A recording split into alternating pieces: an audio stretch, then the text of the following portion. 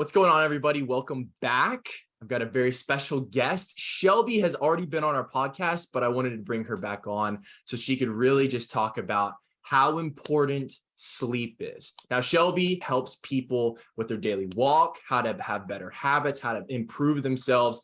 Basically, overall, she covers it all: nutrition, sleep, wellness, whatever it is. She's a life coach. I just wanted to bring Shelby back on, talk about sleep with y'all for a little bit. So I wrote 4 questions for you, Shelby. And I'm going to just kind of throw them out there and get your thoughts on them. Okay. Perfect. Awesome. So first question is, how important is sleep for the human body in general? What happens if you do not get a proper amount of sleep? So sleep is very important. Yeah. And now my lane isn't to understand all of the, mechanics of the human body. However, I do know that it has a lot of effects that can be good or bad if you have good sleep patterns and you get good deep sleep every night, that is amazing for your health. And then if you don't, your sleep patterns are off, if you only sleep a couple hours a night, that raises your cortisol levels, which is the stress hormone. And then, your body can't operate the way it's supposed to when that happens. And that can cause, weight gain and messing with your hormones, a whole slew of different things. So sleep is very, very important. You said it causes weight gain. Can you explain that a little bit more? Or do you how would it gain weight? I know it is an interesting thing, right? Right. So it's not necessarily, you skip a couple nights of good sleep and you gain weight. It's not exactly like that. Because your body isn't in a good rhythm, and you, like I said, the stress level, cortisol, is raised when you're not sleeping properly. Yeah. And you don't make as good of food choices when you're stressed out and tired. I know I don't.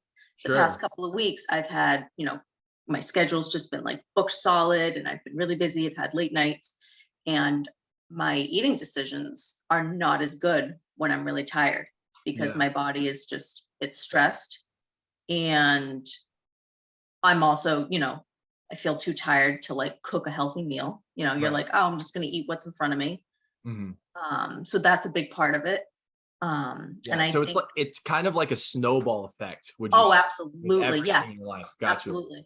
Yeah. Gotcha. It's like a vicious cycle there. I got you. Sure. Okay. Well, there you go. Since we're talking about, getting proper sleep and more than just 3 hours of sleep, what is the best way / routine to help you get to sleep quicker, would you say? Best routine. Well, everyone's schedule is different, and everyone, there's going to be a different routine for each person. However, looking at screens before bed, I know everyone's heard it. It's not good for you. The light just messes with your rhythm. And, that's a habit that I struggle to break sometimes too. Same. It's easy to do. You get lost in your phone or, your computer, whatever it is. Right. So it's good to set what you can work for your life, be like, okay, is this something that I can actually do with the time that I have? All right, so an hour before bed, I'm gonna turn my phone off, answer any emails that I need to do, answer any texts, and then, okay, putting in airplane mode. Yeah. And, then you can take a shower or, take a bath, read a book, do something to wind your body down so that you're not feeling stressed or wound up. Because I find if I do things, if I'm running around trying to clean or, working out, my body's not relaxed to sleep. It takes a while for me to kind of wind down. Absolutely. So yeah, I think having something in place that works for you in your schedule that you can actually commit to. Yeah. So you would just say the number one tip for everybody is we all look at screens too much. We're staring at our phones, watching TV as we go to sleep. That actually hurts our sleep patterns, hurts us actually going to sleep quicker more than anything else. Yep. Another tip is, I think we talked about this the last time I was on the podcast. but I'm not positive. Not eating at least 2 hours before bed. Mm, That is a really important one, and that has changed a lot for my sleep and my energy levels that's come the next day. that's fascinating because I am the type of person that tries to get another meal in right before sleep and Yep, everything. So yep, yep. you're saying 2 hours before I go to sleep though. Yep. So it's interesting. Growing up, I remember my mom telling me all the time, like, "Oh, don't eat right before bed. It's not good for you." And I was irritated by it. Like, don't tell me when I can and can't eat. If I'm hungry, I'm going to eat. You know, Right. I was just Right. irritated by it. And then when I went through the course to become certified as a health and life coach, they talked about why it's not ideal to eat 2 hours before bed, because your body uses that time to rest the digestive system, and it cleans out toxins, and it does all sorts of things to help your body run more efficiently. Mm, And so if you eat food right before you go to bed, your digestive system is having to work hard to digest food that you just ate. So yeah. it's not able to actually rest like it was designed to. Gotcha. And so that made so much sense to me. I was like, okay, I'm going to try it, and I'm going to see if I actually see a difference in my life. And I'll tell you, I did. When I would wake up in the morning, I've never been a morning person. I'm still not like super morning person. However, I don't feel as sluggish or as cranky when I wake up. Yeah. I have more clarity. I have more energy throughout the day. I used to get cystic acne on my jawline, and it helped with that. I don't have it anymore. Yeah. It helped with my menstrual cycles. For a while there, I was having like really painful periods, and not eating 2 hours before bed helped that. And it sounds crazy. You're like, oh, really? It could help all that?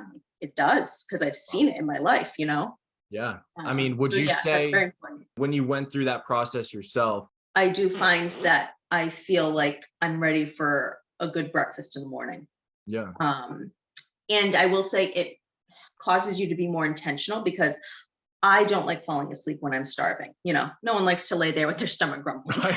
Exactly. Yeah. So of course, there's times that, the rule gets pushed and, life happens, but I aim to make sure that I've had like a good snack, or, a satisfying meal at least 2 hours before bed, so that, you know, come 10 o'clock, I'm not like, oh my gosh, I'm starving. Why didn't I have like a little snack before Yeah. 8 o'clock? So that's what I aim to do.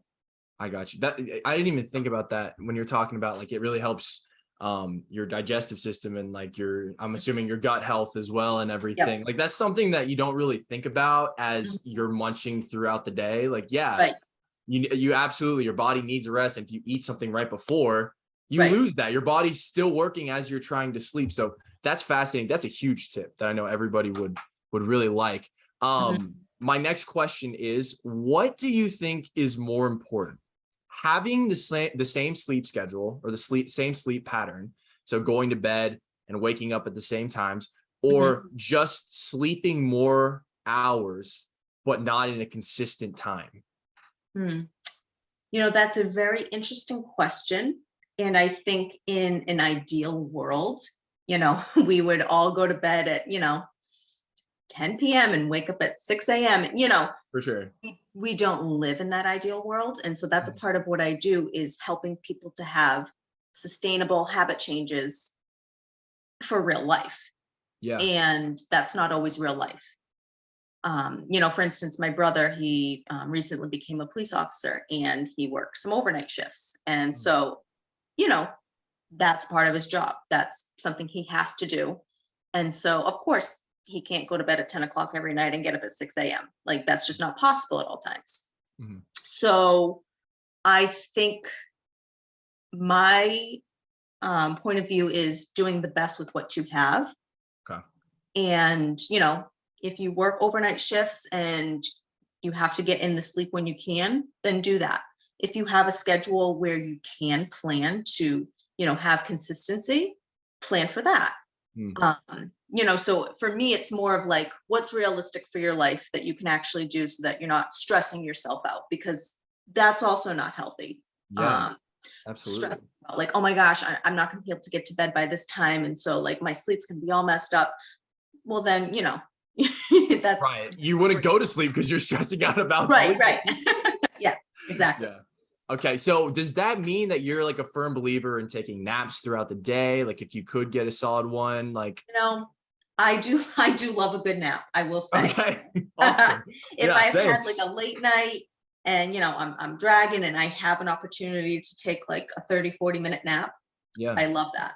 Um, maybe I'm wrong for doing that. Maybe that's not the healthiest, but it's Yeah. what No. works for me sometimes. Yeah, absolutely. I Yeah. have heard if you sleep too long, like for a nap, like let's say you Yep. go over an hour and you're like sleeping 2 hours, I know when that happens to me, I feel groggy the rest of the day. Yep. Right. I feel like naps, if you are in that 30 to 40-minute range, it's kind of like a Yep. refresher. But if you're past that, you're actually getting into like a sleep cycle, which I've heard, and you just Yes. feel groggy the rest of the day. I'm not positive. I don't want to speak on something that I don't know for sure about, but from experience, Yeah. I have felt that, I take a nap and I fall asleep and it's like over an hour and I wake up and I almost feel like I've been drugged, I'm like, oh my Absolutely. gosh, I feel like I I know. can't move.